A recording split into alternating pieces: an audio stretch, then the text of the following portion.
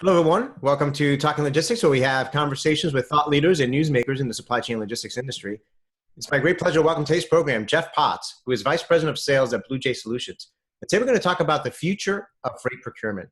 Now, we're in the fourth quarter of 2017, and a lot of companies are in the process of putting together and finalizing their budgets for 2018. And I think it's safe to say that when it comes to transportation, all signs point to, tighter capacity and higher rates, moving forward here in the weeks and months ahead. So how should, shippers, approach freight procurement moving forward? What are some of the big changes or trends, they're going to be impacting the process, and how can technology help? Those are some of the questions that we're going to, address here today. And, Jeff, I've known Jeff for a long time, and he's, has a wealth of experience in the transportation industry, and obviously in his role there at Blue Jay Solutions, he's on the front lines of, working with shippers and carriers and all the stakeholders in the industry, and has a, a front seat view in terms of what's going on. So it's great to have him on the program. So Jeff, welcome back. Thanks, Adrian. It's great to be with you again, and look forward to our conversation today. Great. So Jeff, I guess, as a way to get started, let's talk about the current state of the transportation market. I mean, there's a lot of discussion today about tightening capacity and rising rates, as I said. I mean, what are you seeing, based on the activities on your network and the shippers and carriers that you work with? Sure. Yeah, and as you know, we are at Blue Jay Solutions, what we call a single instance multi-tenant SaaS platform. So we aggregate in excess of $17 billion of annual freight spend through our TMS technology.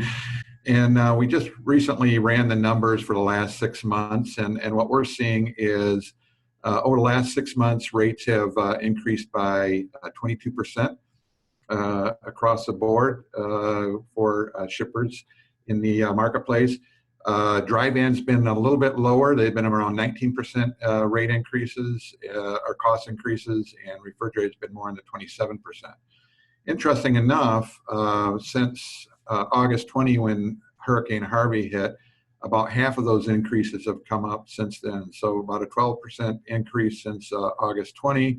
And again, the breakdown on the dry van's been around 11% rate increases since then, and 14% on the refrigerated side.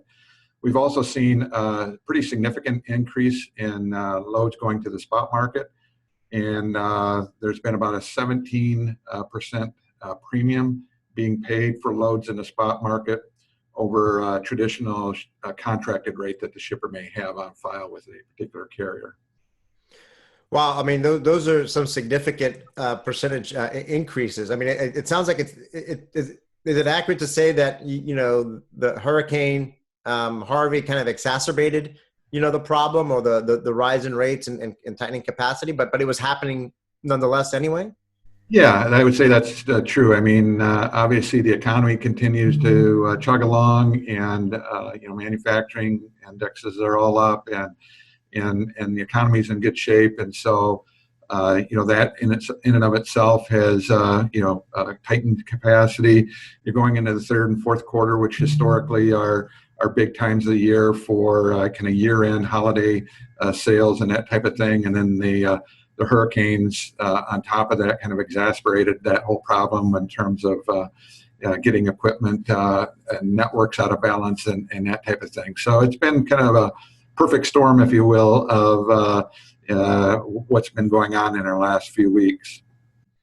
Yeah, I mean, I think that term "perfect storm." I mean, the last time that we were really talking about this, I remember was back in 2004.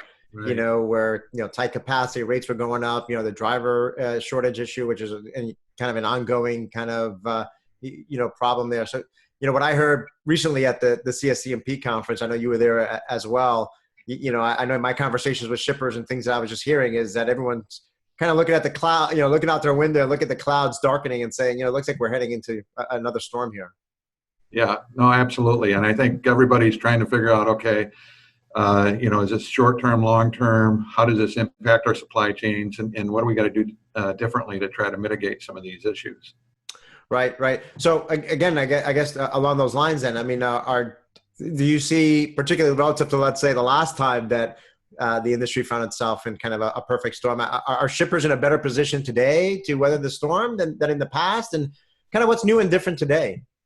Yeah, I think that definitely shippers are better in a better position. One of the things that, like with our customers today, they certainly have access to what is the real-time market rates. So we have, the freight index, what we call BlueDex, built directly into the TMS, so they can see, okay, if market rates are going up or I'm experiencing increases, how am I compared to the marketplace? And so, they have a better information on kind of benchmarking themselves versus their peers. That's, real-time market intelligence. They also have better tools embedded in the TMS as to, how do I efficiently, if my primary carriers aren't turning the loads down, to get those loads covered through spot markets and that type of thing. So there's tools like that. And one of the things that we've done here in the last year as well, we've partnered with Uber Freight. In fact, you mentioned CSCMP. We had a joint presentation out there with them and really talking about this partnership. And what's interesting about what they're doing is, a lot of companies view them as a traditional broker, but they're really bringing a lot of the same kind of technology that they brought to the taxi industry to the commercial transportation industry. So being able to have drivers download an app and be able to get real-time visibility into loads available, what those loads pay, and so really putting the tools in the hands of the drivers in a new and meaningful way for those drivers. And if you look at the marketplace, I mean, there's, as we all know, it's a fragmented marketplace. There's over 470,000 carriers, but only 10% of the carriers, or roughly 1/3 of the capacity, is with fleets that are larger than 6 trucks. And so many of our shippers are using, the medium and large size fleets, but there's a long tail of smaller private owner operators that there's really no efficient way for carriers to have access to. And so one of the things that they bring to the marketplace for our clients is access to that long tail of capacity that historically they haven't been able to go after in an efficient way. And so it's really trying to take the friction out of the system and introduce capacity in the marketplace that they historically haven't been able to work with. Yeah, no, that's interesting. You bring up kind of the long tail. That was something that I've talked about over the past year, from a different context. Mainly from a supply chain visibility standpoint, where companies historically kind of follow that 80-20 rule, right? They would do 80% of their transactions or visibility with the 20% of their suppliers. They had accounted for that 80%, but they're recognizing today that they need now that visibility to that long tail, right? To the other 80% of their suppliers that they're doing business with. And it sounds here it's kind of a similar type of thing on the transportation side, where as the capacity gets tighter, the need and the importance of really reaching those long tail carriers in an efficient way is going to become more important.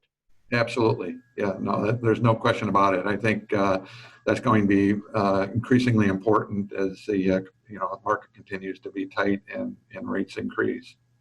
So, just, in terms of what Uber Freight is doing, I mean, obviously with all the regulations that are in place, ELDs and hours of service and safety requirements and the like, I would assume that there's almost like a broker. I would say that there's some sort of certification that needs to take place so that you as a shipper feel confident that the carriers that you're working with have met your requirements versus relative to insurance, safety, and so forth.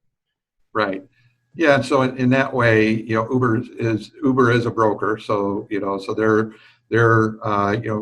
still having to vet those carriers and make sure there's insurance and that type of thing, like a traditional broker would do.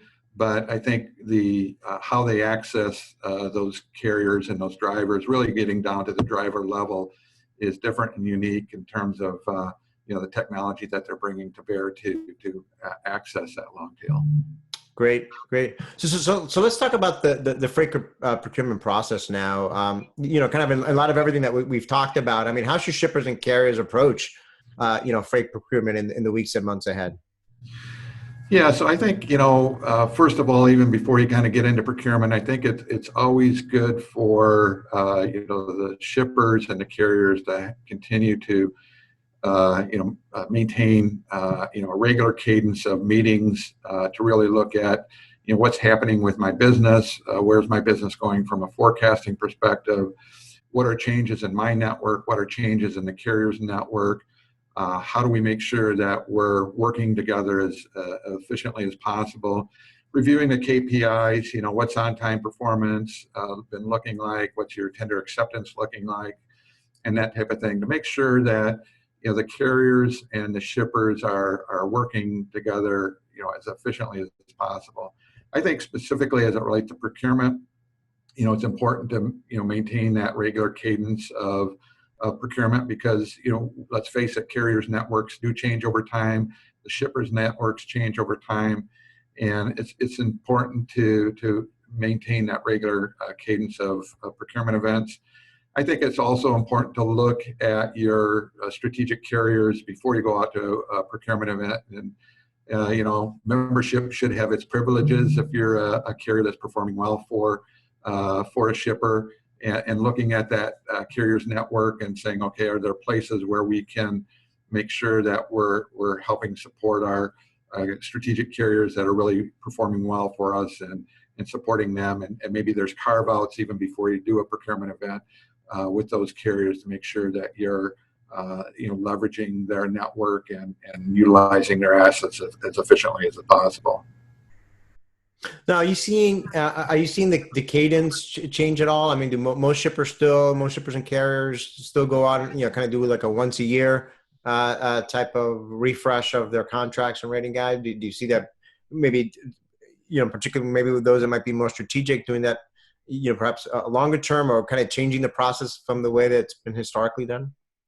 I think the cadence hasn't changed, and I think shippers are realizing as well right now, in spite of the market conditions, whether they go out to market or don't go out to market, they're experiencing increases in their transportation costs. So I think a lot of shippers recognize it's still important to maintain that cadence. It's important to really work with our carriers and look at the networks. And I think it's important for those commitments to be honored on both sides, both on the shipper side as well as the carrier side. So if I'm a shipper, am I honoring my commitments that I made to those carriers in terms of the lanes and the capacity and that type of thing?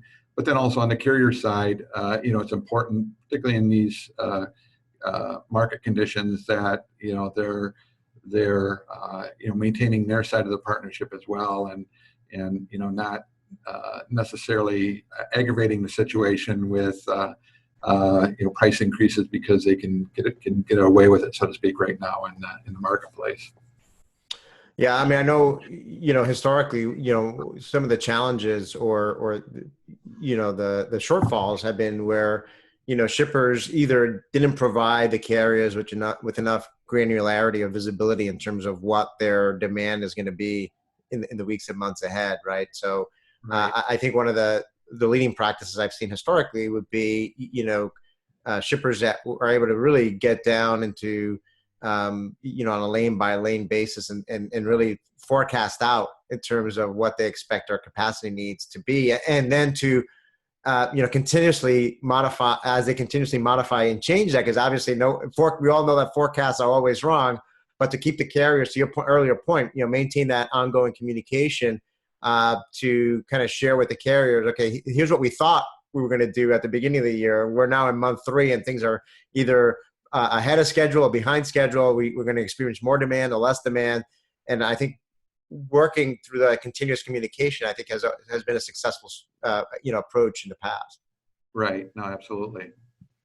So let's talk about the role of technology now. I mean, certainly TMS, transportation management systems, play an important role here. There are other technologies that you talked about, benchmarking and having access to real-time visibility to what's happening in the marketplace. I mean, how is technology in general, helping shippers and carriers, approach freight procurement, more, intelligently and efficiently?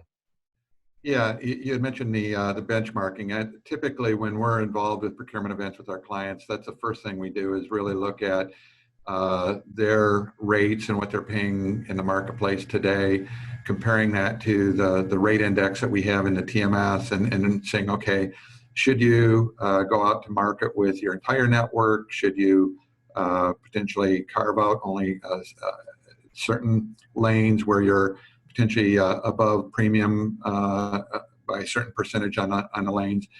So that's the first step. But then secondly is really looking at our network, and that's one of the beauties of the model that we've created is when you have over 20,000 carriers in the network, and it's roughly about $17-18 billion of freight flowing through the network on an annualized basis, really looking at where is their complementary capacity. So where are carriers consistently moving freight in complementary but opposite directions to that shipper? So one thing we never want to do is steal carrier capacity from shipper A to give it to shipper B, but we always want to look at the network and say, where do we see carriers moving in opposite directions to that particular shipper, and then make sure that those carriers are being invited to a procurement event. Because at the end of the day, it's all about asset utilization. If you can find the right carrier on the lane that it results for lower empty miles for that carrier,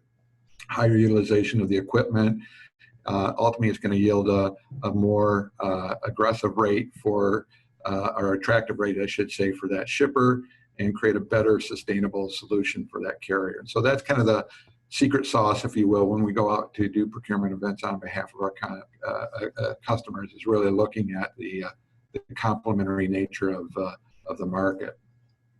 Along those lines, I mean, are you seeing, or participating in or helping to facilitate, collaborative, shipping opportunities where you have enough density and enough repetition, if you will, of these lanes to, come in, two shippers coming in, let's say together to, approach a carrier and say, hey, we can make this a almost like a dedicated, lane here. Are you seeing more of that, or more opportunities like that coming up?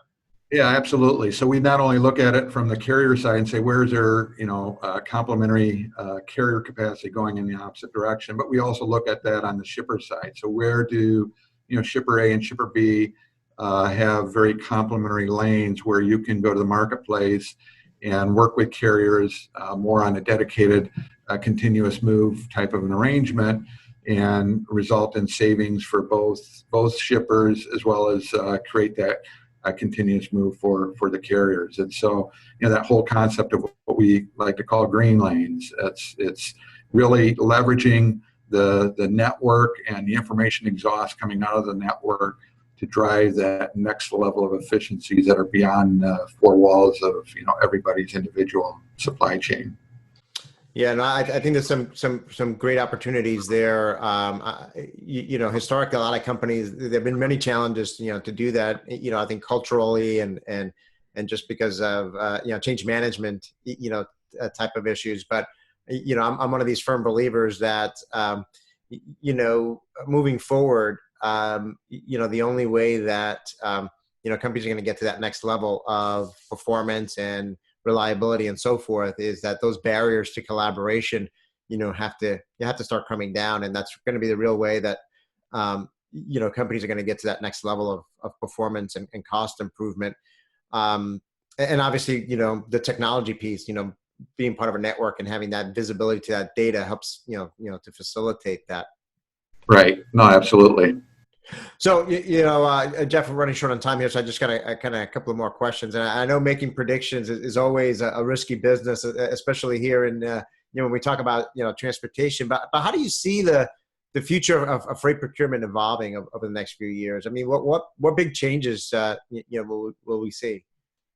Yeah, I think, we kind of touched on it a little bit earlier. I think the fact, there's a couple of things. One, I think that some of the new tools that give you better real-time intelligence around visibility into demand and capacity really allows you to more efficiently execute. And you talked earlier about, sometimes the vagaries of forecasting are are less than stellar in terms of the forecast. So if you have better visibility into what's going on in a real-time capacity and demand perspective, it allows you to execute better. Planning becomes less important. So I think that's the first thing. And then I think the second thing, and we talked about this in a previous episode of what's going on with autonomous vehicles. I think that's going to fundamentally change the landscape as well. That technology is continuing to evolve and develop very, very rapidly. And as you start to be able to see and envision a world where capacity is running 24/7, 365, that I think will fundamentally change how shippers use routing guides as an example, and that type of thing. Utilization of equipment will drive down costs overall because of the efficiencies that are gained and higher asset utilization and that type of thing. So I think that's going to continue to help offset some of these pending wins that we have in the marketplace today. Yeah, no, I agree. I mean, I think there's ongoing debate in terms of how near that future is. Whether we're a few years away or a decade or more, away. And but I think that ultimately some form of autonomous vehicles will play a role here. And certainly, I think to your point, is going to have an impact in terms of how shippers and carriers work together and how that kind of capacity is procured and reserved. You can always see a day where we're procuring drones or procuring space on a hyperloop tube, or those are all things that arguably perhaps are a little bit further down, but you never know, right? Absolutely, yeah. There's a lot of new and exciting technologies that are out there. Absolutely. So, Jeff, as a way to, kind of wrap up, I mean, if I'm a transportation executive at a manufacturing or retail company, I mean, what should I be communicating today to, upper management in terms of what to expect with regards to, to transportation in the weeks and months ahead? And then what action should I, start taking today? Yeah, I think you need to kind of get out ahead of it a little bit. And so, I think transportation rates, in the fourth quarter and on into 2018 are going to continue to rise, whether we like it or not. I think that's the environment that we're in right now. And so I think, transportation executives, supply chain executives really need to make sure they're communicating well inside their organization on what's happening, making sure they're giving their senior management good analytics on what's happening with costs and that type of thing. Nobody likes surprises. And it's better to be able to get out in front of it and be able to communicate what's going on.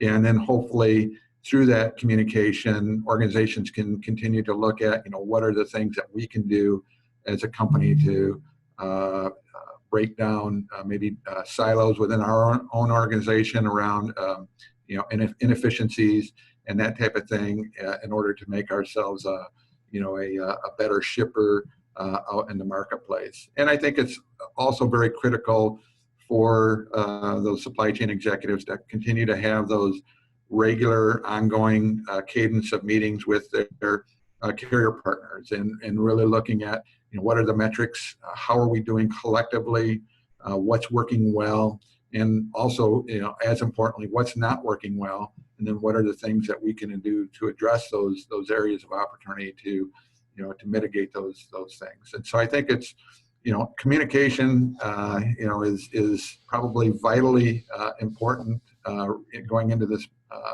time right now to make sure that you're communicating well within your organization, but also with your carrier partners as well. Yeah, I think that's solid advice there, and I think that's proven to be successful in the past, and I think it's going to be even more critically important moving forward here.